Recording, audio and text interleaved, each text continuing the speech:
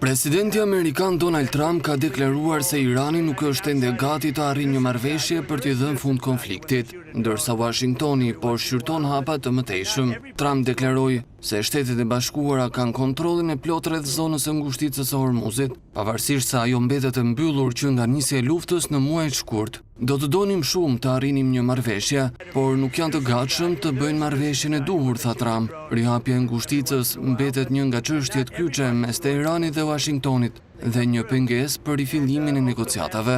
Irani pretendon se ka kontrollin e rrugës ujore dhe kërkon plotësimin e disa kushteve për lejimin e kalimit. Ndërkohë ministrat e jashtëm të Iranit dhe Omanit kanë diskutuar mundësinë e fillimit të negociatave për lundrimin në Hormuz. Teherani dhe Muscat po shqyrtojnë gjithashtu një rrugë të re që do të garantonte kalim të sigurt për anijet. Paralelisht, Irani ka kundërshtuar paketën e re amerikane të sanksioneve ekonomike, të cilën Trump e ka cilësuar si të paprecedent. Ministri i jashtëm i Iranit Abbas Araghchi tha se edhe kjo fushat sanksionesh do të dështojë, ashtu si masat e mëparshme të Washingtonit ndaj Teheranit.